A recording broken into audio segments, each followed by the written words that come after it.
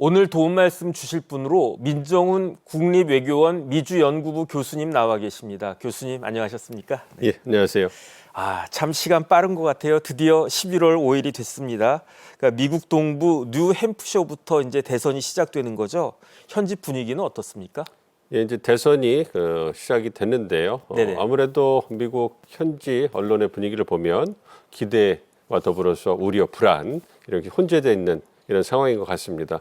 그래도 이제 차기 미국의 행정부 수반을 뽑는 선거이기 때문에 기대가 섞여 있는 거죠. 희망도 섞여 있고. 그렇지만 한편으로는 잘 아시는 것처럼 2020년 이후에 그 대선 불복 그리고 그에 따른 어떤 정치 폭동도 있었고요. 아무래도 이번 대선에서도 초박빙으로 전개되다 보니까 또다시 어떤 선거 결과에 대해서 불복할 가능성. 이것이 가져올 정치적 혼란에 대해서 우려하는 것. 이와 더불어서 또다시 4년 전과 마찬가지로 어떤 정치적 폭동 사태가 일어나지 않을까. 이런 부분에 대한 불안도 혼재하고 있기 때문에 아무래도 그런 부분에서 굉장히 만감이 교차하는 그러한 분위기다 이렇게 말씀을 드릴 수가 있겠습니다. 네, 굉장히 긴장된 그런 분위기일 것 같습니다. 그런데 해리스와 트럼프처럼 이 후보가 극단적으로 대비되는 경우도 없었던 것 같아요. 그만큼 이제 두 후보가 팽팽한 것 같은데 그래도 마지막 여론조사를 보면은 해리스가 조금 유리하다고 그렇게 나온다면서요? 그러니까 해리스 후보가 유리하다고 나오는 여론조사 결과도 있고요. 트럼프 전 대통령이 유리하다고 하는 여론조사 나오고 있기 때문에 정말로 안개 속이다 이렇게 말씀을 드릴 수 있겠는데요. 그렇지만 판세를 좀 본다면 대부분의 주들은 세이프 스테이트라고 그래가지고 지지하는 후보가 좀 분명해요. 그러니까 지지 여론조사 결과를 보면 지지율이 10% 이상 넘어가기 때문에 큰 이변이 없는 한 여론조사 결과가 선거 결과로 이어집니다. 그래서 그런 주들이 40개가 넘고요. 7개가 되는 그 주요 경합주를 제외하고 다른 주들은 다 세이프 스테이트이기 때문에 예측 모델에서도 이미 해리스 후보가 선거인단에 226표, 트럼프 후보가 선거인단에 219표를 확보할 것으로 이제 예상이 되고 있어요. 그게 이제 세이프 스테이트, 안전한 주들, 그걸 말씀을 드리는 거고, 7개 경합주를 보면 러스트벨트라고는 그 중서부의 쇠락한 공업지대 있지 않습니까? 위스콘신, 미시간, 펜실베니아. 여기서는 엎치락뒤치락하고 있지만 그래도 해리스 후보가 박빙으로 앞서는 모습을 전반적으로 보여주고 있고 선벨트라고 해서 나머지 4개 주는 동남부 쪽에 노스캐롤라이나, 조지아, 그다음에 또 남서부 쪽에 이제 그 애리조나, 네바다가 있는데요. 네바다 같은 경우에는 혼조세가 강하고 해리스 후보에게 좀 기울어지는 경향이 있는데 나머지 3개의 노스캐롤라이나, 조지아, 애리조나에서는 트럼프 전 대통령이 앞서는 모습을 보여주고 있습니다. 그렇기 때문에 이러한 부분을 고려해 본다면 만약에 그 지금의 말씀드린 상황으로 대선이 끝나게 된다면 그래서 해리스 후보가 위스콘신, 미시건, 펜실베니아 그 세 러스트벨트 이긴다면 선거인단 270표를 확보하게 돼요. 그럼 승리하게 되는 거고 여기에 네바다까지 가져온다면 276대 262 선거인단 차이로서 해리스 후보가 승리할 수 있는데 말씀드린 것처럼 펜실베니아라든지 다른 경합주가 너무나 초박빙이기 때문에 누가 이겨도 이사가지 않을 정도의 그러한 격차이기 때문에 뚜껑은 열어봐야 된다. 이렇게 말씀드릴 수 있겠습니다. 결론은 뚜껑은 열어봐야 된다. 그다음에 이제 270표만 얻으면 되는 거죠. 이것입니다. 그런데 우리나라는 선거하면 당일날 선거 결과를 당선자가 누구인지 대통령 선거 다 알 수 있는데 미국은 좀 상황이 다른 거죠. 그래서 미국은 막판까지 지금 교수님 말씀하신 것처럼 초박빙 대결인데다가 그다음에 이번에는 그렇게 사전 투표자가 많다면서요. 그렇기 때문에 승리가 확정될 때까지는 시일이 조금 걸린다고 들었는데 맞습니까? 그렇습니다. 사전 투표가 두 가지 크게 형식이 있잖아요. 우편 투표하고 대면 투표가 있는데 특히 우편 투표가 아무래도 어떤 그 개표하는 데 시간이 많이 걸리니까 그러한 전망이 나오게 되는 겁니다. 그러니까 사전 투표 같은 경우에는 2020년에는 1억 100만 명이 넘는 분들이 코로나19 시국이기 때문에 우편 투표를 주로 이용해가지고 투표를 하셨고요. 근데 2016년은 4,700만 명 정도밖에 하지 않았어요. 그러니까 아무래도 본 투표 날 대면 투표하는 것이 전통적인 미국이 유권자들이 선호하는 투표 방식이었는데 코로나19를 거치면서 사전 투표가 많아지게 되고 그래서 중요성이 커지게 된 거죠. 그러니까 이번에도 사전 투표가 굉장히 활성화됐어요. 아무래도 민주공화당 모두 사전 투표를 독려한 그 영향이 가장 크다고 이제 언론 보도가 나오고 있거든요. 그래서 벌써 현지 시간으로 4일 오후 11시를 딱 기준으로 봤을 때 8,200만 명 이상이 이미 사전 투표로 이미 표심을 결정을 했습니다. 그렇기 때문에 유권자의 사실상 50% 이상이 사전 투표로 표심을 결정했기 때문에 이 사전 투표에서 어느 당 지지층이 더 많이 동원되느냐 이 부분이 굉장히 중요할 것이고요. 그리고 우편 투표가 많이 실시됐기 때문에 아무래도 우편 투표 같은 경우에는 투표함을 열어가지고 다시 이제 지역구로 다시 분류해서 보내야 되고 서명이 되느냐 이런 부분도 확인해야 되니까 물리적으로 시간이 많이 걸릴 수밖에 없거든요. 그리고 또 미국은 땅덩이가 크잖아요.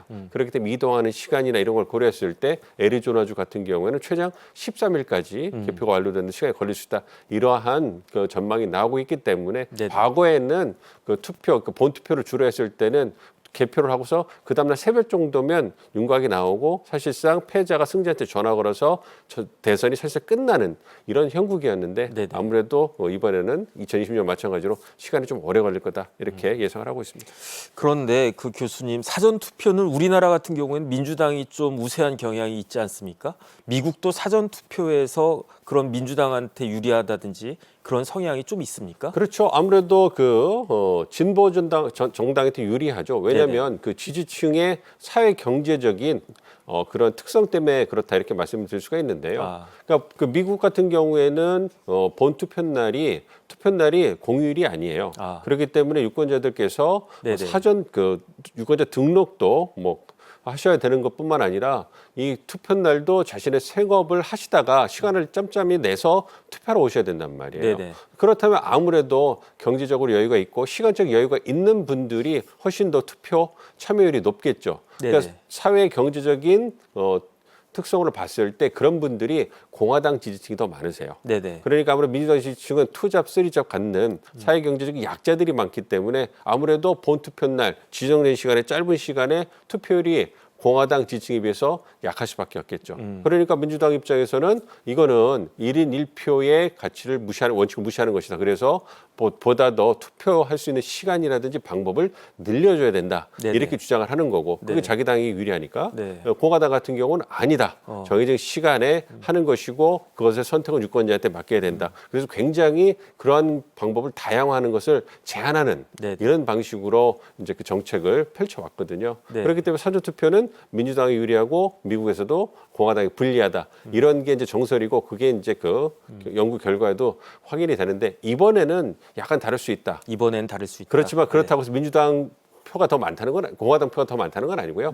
격차가 좀 줄을 수 있다. 왜냐하면 민주당뿐만 아니라 공화당도 이번에는 사전 투표를 독려했기 때문에 과거보다는 공화당 지지층이 사전 투표에 더 많이 참여했을 것이다.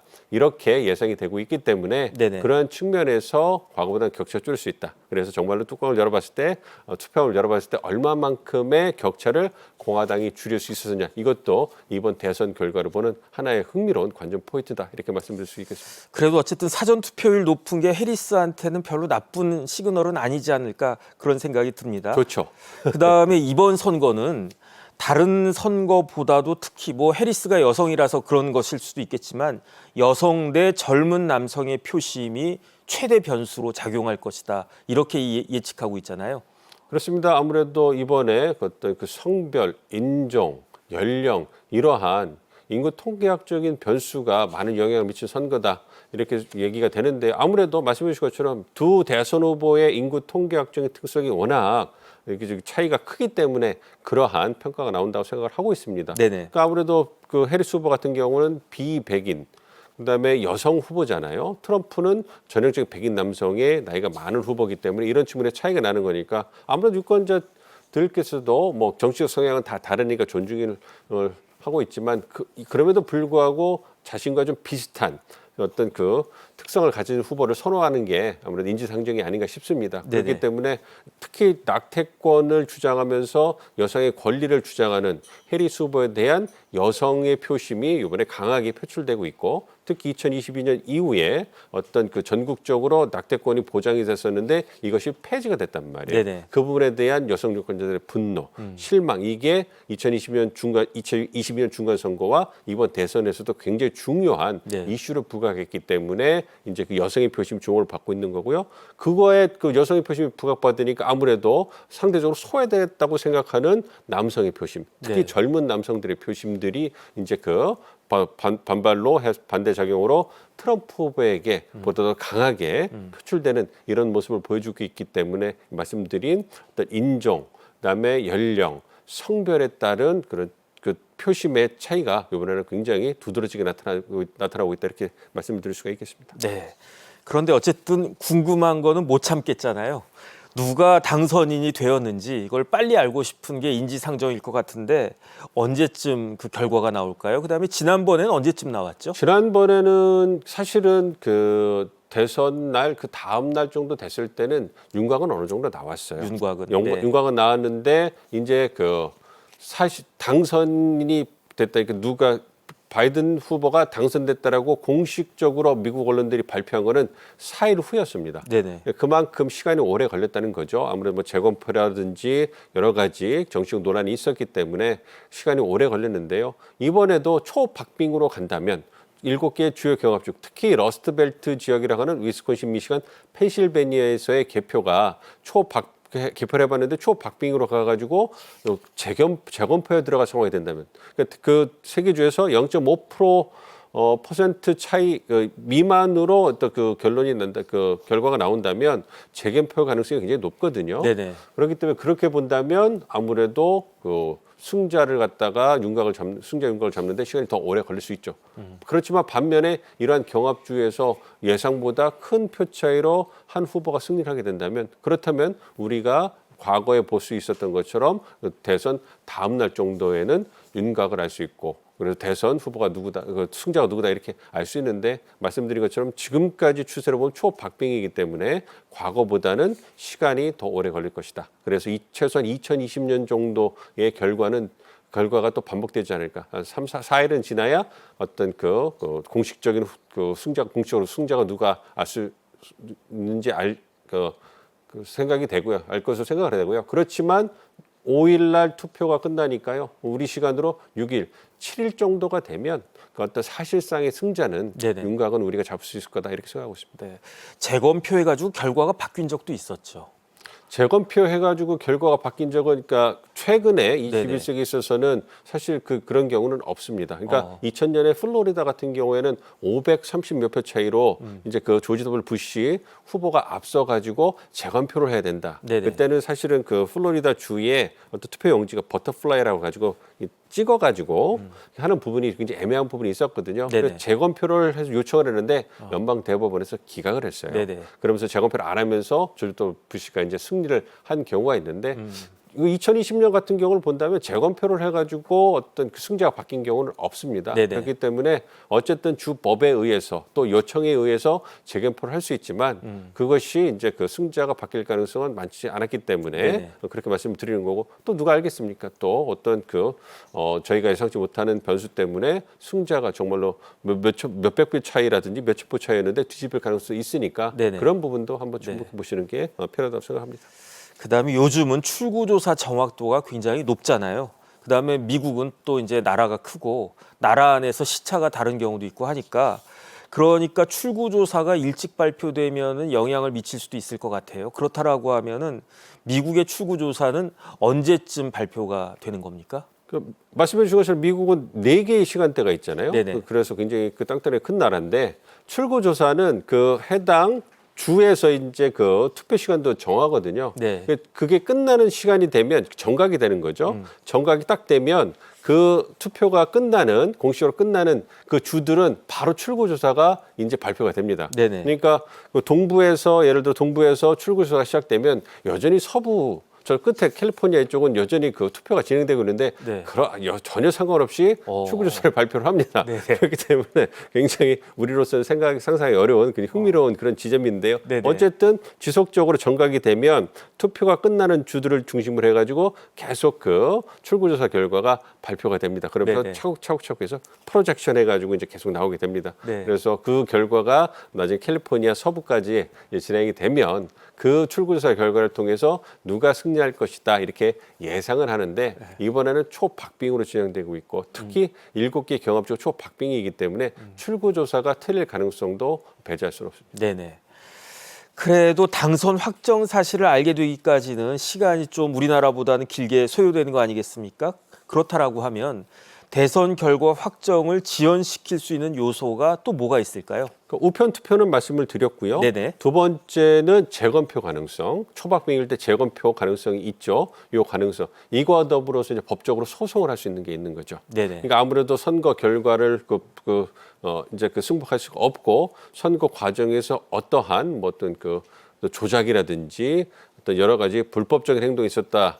행위가 있었다 이런 부분을 근거로 해서 이제 재검표라든지 선거 결과에 대해서 정당성에 대해서 의문을 제기하게 되면 이렇게 되면은 법원에서 어떤 결과를 재판 결과에 따라서 결정이 되기 때문에 아무래도 재판이 진행되면 최소한 한 달 정도는 가야 되기 때문에 네네. 그런 부분을 고려해 본다면 특히 이제 법적인 소송 벌써 공화당, 민주당 더 양당 모두 어떤 법무팀을 꾸려가지고 이제 소송에 대비하고 있다 이런 얘기가 나오고 있기 때문에 네. 굉장히 좀 혼란스러운 어떤 그러한 개표 결과가 나올 수도 있다 이렇게 생각을 하고 있습니다. 네.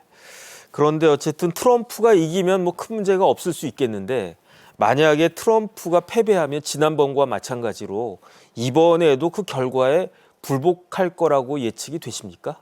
그렇습니다. 초박빙으로 패배한다면 네네. 2020년에 조지아주 개표 상황을 보시면 12,000표 정도 차이로 트럼프 전 대통령이 졌단 말이에요. 네네. 그러니까 전화를 걸어가지고 조지아주 당국에 전화를 걸어가지고 법무장관에 전화를 걸어가지고 그 잃어버린 12,000표를 찾아내라.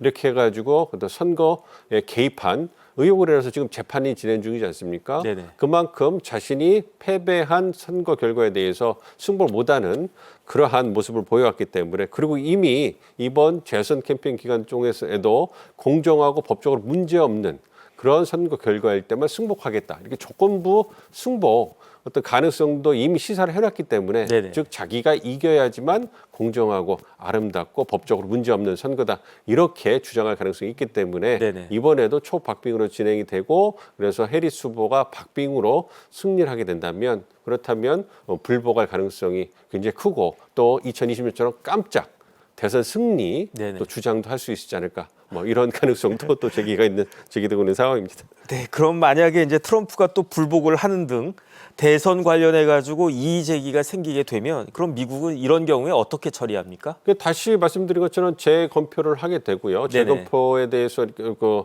주들 같은 경우마다 선거법이 좀 다르기 때문에 미국 같은 경우는 연방 정부가 선거법을 정하는 것이 아니고요. 주 정부가 어떤 그 선거법을 정하도록 이미 연방 헌법에 규정이 돼 있어요. 네네. 그렇기 때문에 주별로 어떤 재검표를 자동으로 실시하는 주들이 있고 요청했을 때만 실시하는 주들이 있고 이와 더불어서 그 투표 결과, 개표 결과에 대해서 법적으로 소송을 내는 것은 그거는 각 캠프의 어떤 그 자율적인 결정이거든요.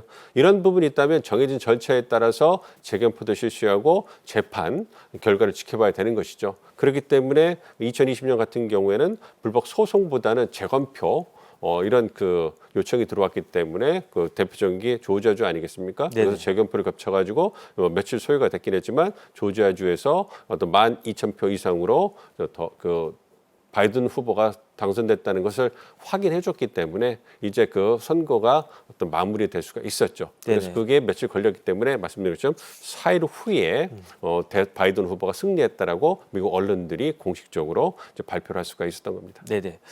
그런데 이번 선거가 다른 때보다도 더 주목받는 이유가 지금 세계적으로 두 개의 전쟁이 진행되고 있잖아요. 미 대선 결과가 이스라엘의 그 다자 전쟁, 그다음에 우크라이나와 러시아 전쟁에 어떤 영향을 미치게 될까요? 러시아 우크라이나 전쟁하고 이스라엘 하마스 전쟁이 있는데 이스라엘 하마스 전쟁은 대선 결과에 크게 영향을 받지 않을 거예요. 왜냐하면 해리스나 트럼프 모두 이스라엘에 대한 전폭적인 지원을 하고 있는 거고 두 후보가 갖고 있는 그 해당 전쟁에 대한 차이점은 뭐냐면 해리스 후보는 그나마 가자 지구에 살고 있는 팔레스타인들의 생명이나 인권에 대해서 언급을 한다는 것. 트럼프 후보는 거기에 대해서 언급이 전혀 없거든요. 네네. 이스라엘의 전폭적인 지원 그리고 가능하면 전쟁을 빨리 끝내겠다. 뭐 그런 얘기를 하고 있는데 사실 지금 전쟁이 안 끝나고 휴전으로 안 가고 있는 이유는 이스라엘 네타냐후 전신 내각의 고집 때문에 그러거든요. 네네. 그런 부분에서 계속 공세적으로 나오니까 바이든 행정부의 만류에도 불리하고 전쟁이 계속 연장되고 있고 확전될 가능성까지 제기가 되고 있는 부분이 있거든요. 네네. 그렇기 때문에 누가 당선되든 이스라엘에 대한 전폭적인 지원이나 지지는 변함이 없을 거기 때문에 큰 영향을 받지 않을 것이다. 네네. 그러나 러시아 우크라이나 전쟁은 확연히 다를 수 있습니다.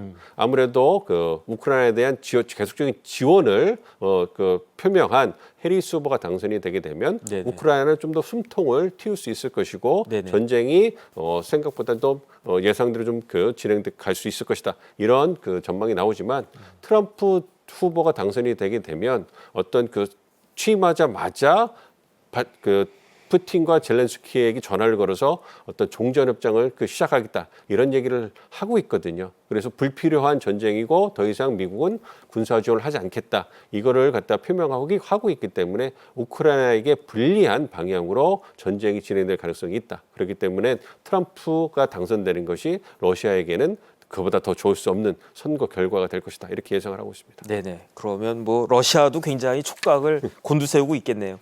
그리고 그다음에 이 미 대선 결과에 따라서 세계 경제도 굉장히 큰 영향을 받겠죠. 그렇습니다. 아무래도 두 후보의 경제통상 정책 기조를 보면 차이가 있죠. 가장 우려하는 것은 관세예요. 그러니까 두 후보의 경제통상을 보면 중국 견제, 첨단 기술이나 핵심 분야를 중심으로 해서 중국을 견제하는 데는 두 후보의 정책 기조에 큰 차이가 없어요.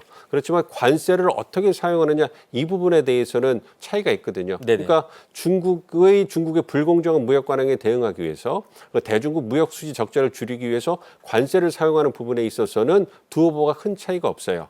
그렇지만 이 트럼프는 동맹, 비동맹에 상관없이 우방이냐 비우방이냐 상관없이 어떤 무역 수지 적자가 크다 싶으면 관세를 부과하겠다 이런 기조를 갖고 있고 네네. 해리스는 그렇지 않습니다. 네. 그러니까 비동맹 그리고 불공정 무역 관행을 보이는 중국 같은 국가들을 대상으로만 관세를 차별적으로 쓰겠다 이런 모습을 보여주고 있거든요. 네네. 그렇기 때문에 미국의 어떤 혈맹이라고 할 수 있는 한국 입장에서는 트럼프가 당선됐을 때 보편적인 기준관세 10% 20%가 부과가 된다면 개방형 통상 국가인 한국으로서는 상당히 큰 경제적 타격이 올 수 있는 거고요. 네네. 반면 해리스가 당선되면 그러한 우려에서는 벗어날 수가 있겠죠. 네.